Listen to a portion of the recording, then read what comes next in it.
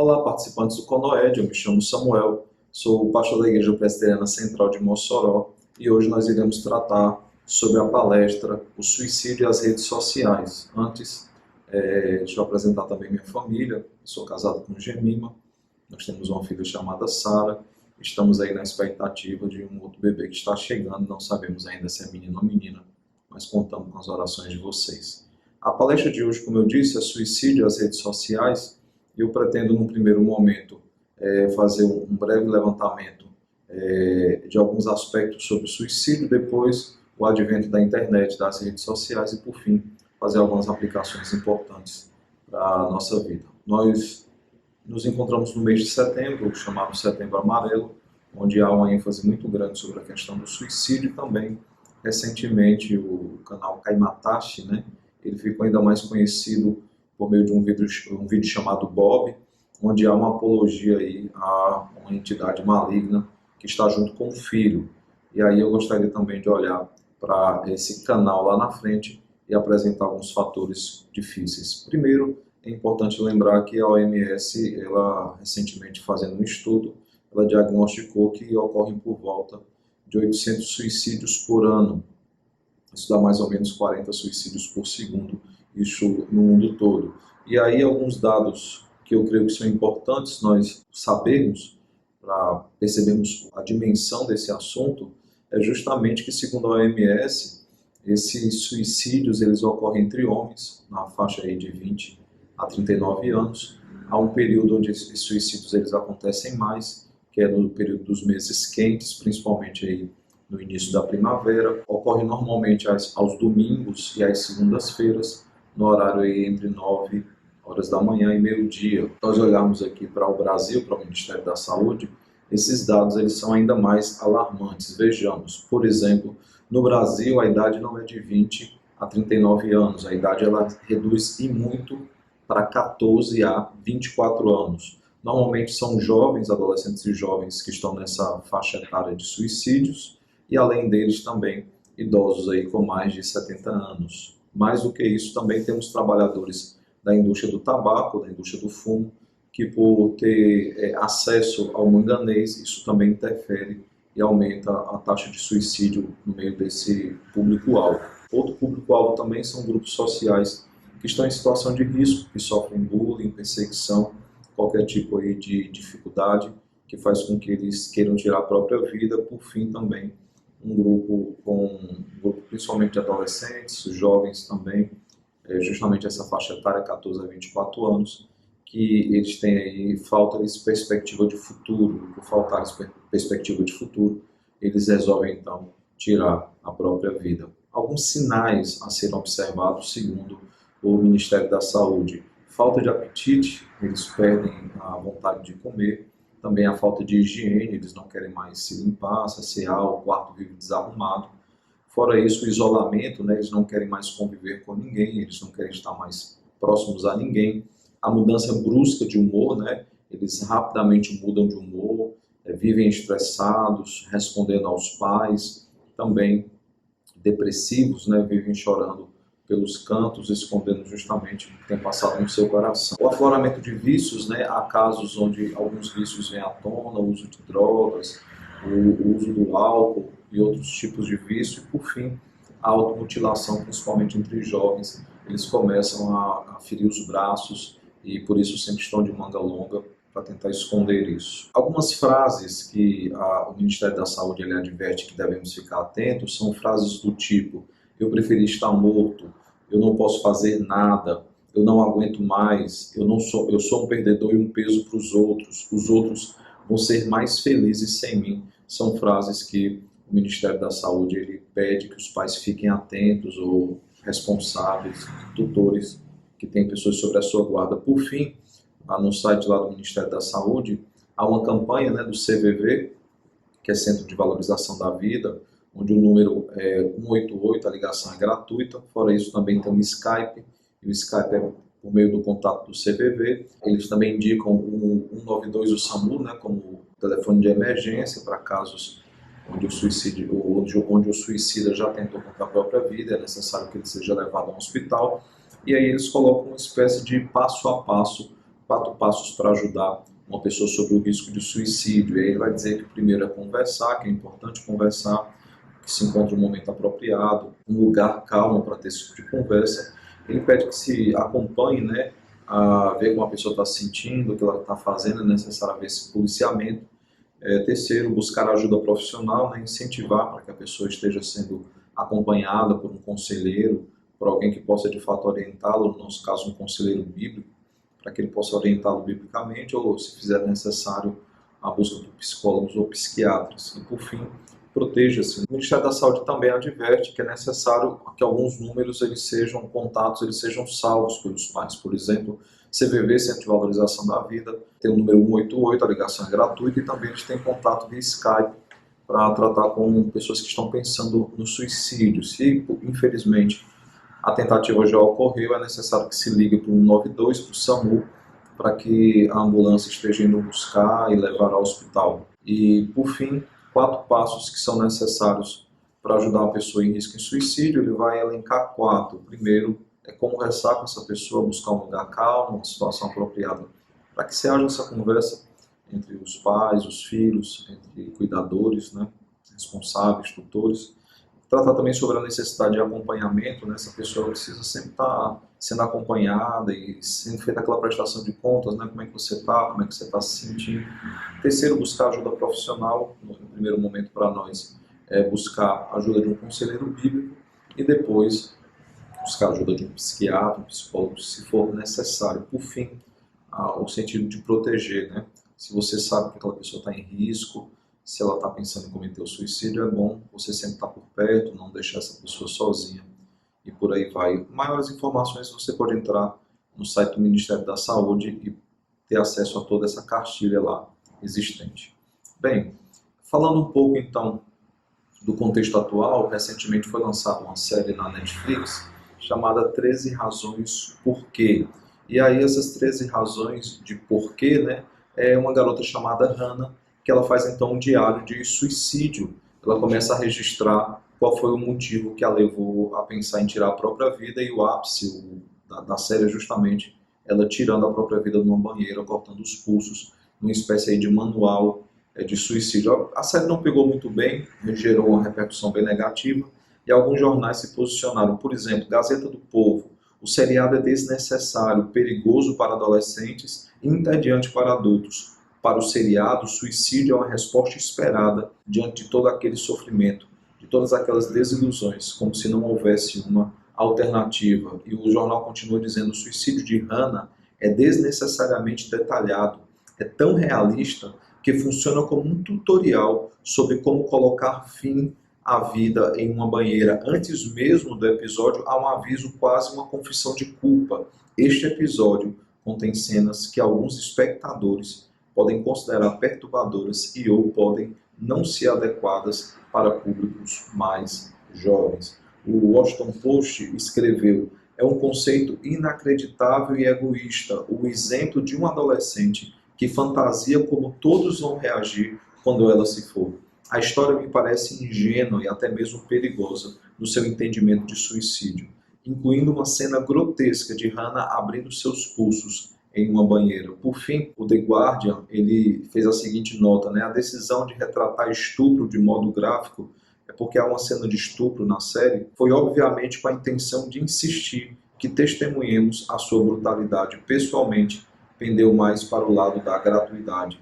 Ele vai tratar justamente sobre um dos motivos dela ter tirado a própria vida, foi ela ter sido estuprada, e aí não haveria necessidade de retratar a cena, era necessário apenas que houvesse uma espécie de registro do que havia acontecido. Bem, a minha geração ela cresceu ouvindo músicas como Vento no Litoral, que é uma música que faz muita apologia ao suicídio. O ápice da música é justamente a pessoa tirando a própria vida e dizendo que deixa a onda me levar e as outras coisas não me importam mais. E vendo também um músico conhecido como Kurt Cobain, né, que é vocalista do Nirvana, tirando a própria vida em 1994. Recentemente, em 2017, nós vimos também o ex-vocalista da banda Linkin Park, o Cheston, né, tirando também sua própria vida, agora 2 anos atrás, muito próximo. Essa mesma geração também cresceu com um grupo próximo chamado Geração Emo. Geração Emo eram adolescentes jovens sem nenhuma perspectiva de futuro, justamente um dos públicos alvos aí de suicídio, que estão sob risco de suicídio, né, que queriam apenas viver hoje, nada mais. Muitos eram bem depressivos, eles não tinham perspectiva de futuro, eles não queriam ter acesso ao dinheiro dos pais, achavam o capitalismo opressor e outras coisas. Isso fez com que eles não quisessem estudar, nem sequer trabalhar. Bem, essa geração, ela tinha o Orkut como lugar onde elas se relacionavam por meio de comunidades de bandas, por meio de comunidades de lugares. Quando havia um estreitamento de laços, troca ali de mensagens, iam então para o MSN, que era o grande bate-papo e o grande local de encontro após aí o Mirk, né? E fora do mundo virtual, os locais que eles buscavam se encontrar eram nas praças públicas, praças de alimentação, nos shoppings, nas escolas também, eles sempre andavam aí juntos. Esse grupo, eles sempre andavam vestidos com roupas com tons de preto, cinza e roxo, com poucas variações, não fugia muito disso. Havia uma franja, né, cobrindo o rosto e lápis no olho, complementavam aí o visual. Era comum também muitos desenharem uma gota de lágrima caindo, alguns inclusive tatuavam isso, como mostra de toda a emoção, né, que eles viviam e das dificuldades que eles passavam dentro daquela pessoa. Para reforçar ainda mais a identidade, né, eles tinham trejeitos bem típicos. Você colocar no Google, você rapidamente vai achar a foto, colocar geração emo ou só emo, eles tinham o costume de sentar com os joelhos para dentro, os pés para fora. Era uma forma muito típica deles de sentar. Eles usavam mangas longas, e essas mangas longas constantemente eles estavam mordendo, mas muitas vezes também para esconder a automutilação. E para complementar então aí o visual, eles usavam tênis All-Star e calça colada, normalmente 2, 3 números menores que o normal, e aí eles usavam essas calças, fechando então aí o visual deles, né? Foi também, além disso que eu relatei, foi também na minha geração que surgiu o computador pessoal, né, o PC. Esse computador pessoal, então, nem todas as famílias tinham condição, mas aquelas que tinham condição tinham normalmente um computador desse na sua sala, que era justamente para que garantisse, primeiro, o acesso a todos, para que todos pudessem revezar no computador, mas também, muito mais do que isso, para que os pais pudessem controlar aquilo que os filhos estavam vendo, aquilo que eles estavam acessando. A internet ela não era como hoje, ela era discada, e por ser discada havia horários, apenas alguns horários que a internet poderia ser usada, normalmente madrugada, finais de semana, e aí, ao usar então a internet, ficava em mundo aberto, porque normalmente os pais não policiavam, principalmente de madrugada, o acesso à internet por parte dos filhos, e aí então gerava aí, abria-se então uma porta muito perigosa em muitas casas. Os computadores então pessoais, né, os PCs, eles diminuíram, eles transformaram em notebooks.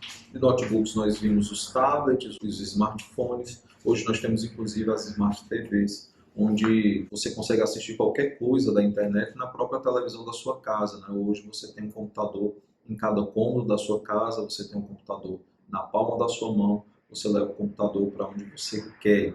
A internet, que antes era discada, agora ela é uma internet de banda larga. E temos também os dados móveis cada vez mais rápidos, e onde muitas pessoas sequer usam hoje o Wi-Fi, preferem usar aí os dados móveis das suas operadoras. Há várias promoções para garantir que todos fiquem conectados o tempo todo. Bem, isso trouxe vários perigos para dentro das nossas casas, como nós percebemos, como, por exemplo, a série 13 Razões de Porquê. Claro, há vários outros problemas, mas nós temos hoje, num canal como o Netflix, um manual de suicídio aberto aí para as famílias, e se já não lançaram a segunda temporada, há aí previsão para que se lance uma segunda temporada. Mas quais são os outros problemas que a internet trouxe para nós, então? Nós temos, por exemplo, o surgimento de desafios suicidas, como o desafio da baleia azul, que ficou conhecido mundialmente, e recentemente o desafio da Momo. Esse desafio da Momo em especial, há vários relatos de aparições dessa Momo em vídeos do YouTube. Falando em YouTube, por meio de vários canais dele, outros perigos passaram a invadir as nossas casas. Como eu citei no começo, um deles é o canal Kaimatashi, que ficou bem conhecido por causa de vídeos como Homem Torto e Bob. Esse canal, o Kaimatashi, ele tem mais de 2 milhões de inscritos, a grande maioria crianças, adolescentes e jovens, crianças inclusive que conseguem se inscrever criando aí perfis fakes, adolescentes também. E há um vídeo inclusive que foi bem difundido nos últimos dias, com críticas àquele youtuber, né, o Felipe Neto, onde o Felipe Neto ele ensina as crianças a burlar o YouTube para que os seus vídeos não caíssem em nenhuma classificação. E aí ele instrui então crianças, adolescentes a criarem perfis como se eles fossem maiores de idade. Ele diz que eles colocassem na data de nascimento deles uma idade que mostrasse que eles tinham mais de 18 anos. Bem, esse canal com mais de 2 milhões de inscritos, ele tem vídeos como o Manual do Suicídio, como 6 Balas, como os outros dois que eu já citei, né, Homem Torto e Bob, são os vídeos mais conhecidos desse canal. Outros canais têm replicado o material desse canal, o Kaimatachi, replicado, e eles têm também muitos inscritos, a média de 1,5 milhão a 2 milhões de inscritos por canal, tendo também como público-alvo, como eu já disse, crianças, adolescentes e jovens. Bem, esse canal ele começou a ficar bem conhecido antes mesmo do vídeo Bob, né, que recentemente, há um mês e meio, circulou aí no WhatsApp de muita gente. Ele ficou conhecido por causa de Sabrina, uma adolescente de 14 anos que no dia 23 de março deste ano, 2019, tirou a própria vida em casa, cortando a sua garganta com uma faca.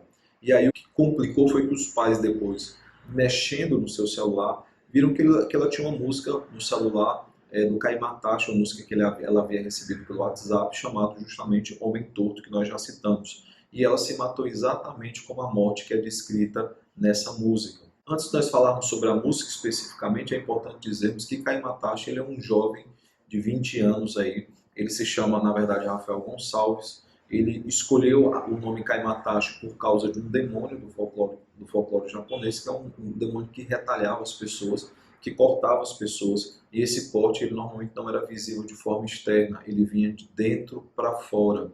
Eram cortes que aparentemente feriam internamente e a pessoa ia tendo então hemorragia, a ponto que quando ela descobria que estava ferida mortalmente já não tinha mais o que fazer. Suas letras, além de falar de suicídio, falam também de violência, falam sobre serial killers e muito mais do que isso. Como eu disse, Sabrina ela morreu com um ferimento de arma branca no pescoço. Por que é importante enfatizar isso? Porque a música Homem Torto diz assim na seguinte parte: ele senta em uma cadeira ao lado da sua cama, ele sorri vendo você se debatendo enquanto corta sua garganta. Perceba como a morte dela é muito semelhante ao vídeo. Esse vídeo, a adolescente Sabrina, ela recebeu 24 horas antes de morrer por meio do WhatsApp. Quando foi entrevistado sobre o ocorrido, Kaimatachi, como ele se intitula, né, deu uma risada em dado momento e disse que soube aproveitar todo o ibope que a morte de Sabrina ocasionou. Esse vídeo tem no YouTube, se você colocar Homem Torto Sabrina, você vai achar vários noticiários sobre o assunto. Depois desse momento bizarro dele rir e se vangloriar do ibope que ele havia conquistado, ele admitiu que passou várias semanas pensando no ocorrido, se perguntando se teria ou não contribuído com a morte da menina.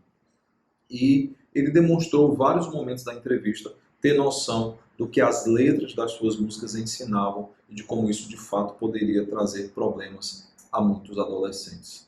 Diante disso, eu gostaria de deixar alguns conselhos primeiramente e depois fazer algumas aplicações bíblicas que são importantes para o nosso ensino como educadores domiciliares e também como líderes dos nossos lares. É necessário, para evitar perigos como esses, 3 coisas pelo menos. Primeiro, monitorar o uso da internet, como os nossos filhos têm usado a internet, o que eles têm acessado. Há muitas coisas proveitosas na internet, mas há outras que não são. Então é importante, de fato, que os pais policiem seus filhos nesse sentido. 2, é necessário que você converse com ele diariamente, né? Converse, dialogue, converse com eles, busque saber como eles estão, pelo que eles têm passado, se há dilemas, se há coisas que eles não deveriam ter visto. E aqui eu estou falando apenas do perigo de violência e outras coisas, mas há outros materiais, como pornografia e outras coisas, que é necessário que você converse com seus filhos. E terceiro, evitar, por exemplo, que eles tenham redes sociais. Há redes sociais, assim como canais, que eles são exclusivos para maiores de 18 anos. Há redes sociais que a criança ela tem que ter mais de 13 anos. Isso é uma idade mínima. Como eu já disse, há vários tutoriais ensinando os meninos a burlar isso. Eu lembro uma época, em uma igreja que eu pastoreei, que quando o Facebook ele era uma idade maior de acesso, crianças com 10, 9, 11 anos que tinham Facebook, porque colocavam que tinham uma idade que na verdade eles não tinham. Então é necessário que vete, que você de fato proíbe os seus filhos a terem essas redes sociais. Sempre nós temos visto o caso de meninas que têm sido assediadas pelo Facebook, fotos que não deveriam ser postadas têm sido postadas e têm se espalhado pelo mundo. Então é necessário ter todo esse cuidado. Eu conheço pais, inclusive, que não dão celular para os filhos, eles não têm WhatsApp, eles não têm Facebook, e quando eles precisam se comunicar com os coleguinhas, eles usam o celular dos pais. Inclusive aqui na nossa igreja mesmo temos uma família em que a filha ela não tem WhatsApp, ela participa do grupo da UPA, né, que é a União Presbiteriana de Adolescentes, e quem está lá no grupo é o WhatsApp da mãe dela. Então quando ela precisa se comunicar comigo ou com alguém do grupo de adolescentes, ela faz por meio do WhatsApp de sua mãe. Então é necessário nós termos isso em vista, esse papel, o zelar pela integridade deles, né? Acima da privacidade está a integridade física e espiritual dos nossos filhos. Biblicamente é importante nós lembrarmos do exemplo dos filhos de Davi, né? Nós temos um desfecho não muito bom com a família deles, um desarranjo entre os seus filhos, e tudo começa quando Amnon ouve o conselho de um familiar seu, se eu não me engano um primo, e ao ouvir o conselho ele toma a sua irmã à força e violenta a sua irmã. E nós vimos então que após violentar a sua própria irmã, ele a repudia, e isso traz grande amargura e grande tristeza ao coração de Tamar, sua irmã, e principalmente de Absalão, que era irmão de Tamar, irmão por parte de pai e por parte de mãe. Amnon e Tamar eram irmãos por parte de pai.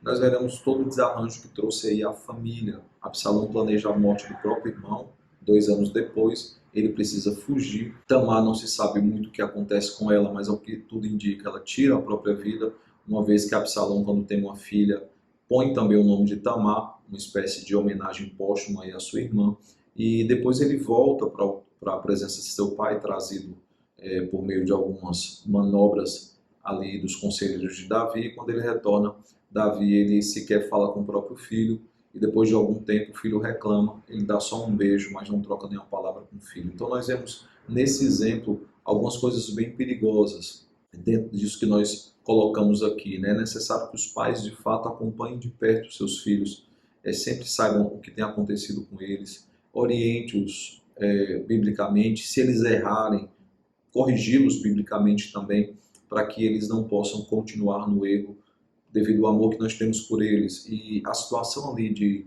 Absalão, Tamar e Amnon tem um desfecho muito trágico. Absalão, inclusive, morre também no final da história, que traz grande pesar ao coração de Davi, porque ele sabe exatamente onde ele havia errado como pai, né? Ele perdeu Amnon, ele perdeu Tamar, ele perdeu também Absalão, porque ele não soube conduzir lá no começo. Ele deveria ter chamado Amnon para conversar, deveria ter recriminado seu filho, deveria ter disciplinado seu filho, mas não fez isso. Isso alimentou o ódio no coração de Absalão. E o fato bíblico é exatamente esse: quando os pecados eles não são corrigidos, os nossos filhos eles iram, eles pecam contra nós, e principalmente eles pecam contra Deus. Por isso que lá em Efésios 6:4 nós aprendemos, né, que nós devemos de fato amar os nossos filhos e discipliná-los, criá-los na demonstração e na disciplina do Senhor, para que não os levemos à ira. Então é importante que, como pais, nós acompanhemos os nossos filhos, nós aconselhemos os nossos filhos e nós confrontemos os nossos filhos sempre que necessário. Bem, essa é a nossa palestra sobre o suicídio e as redes sociais. Espero que eu tenha ajudado cada um de vocês, que Deus possa abençoá-los. E qualquer coisa, estou aí à disposição para qualquer dúvida ou esclarecimento dentro dos meus contatos na internet. Deus abençoe e um abraço.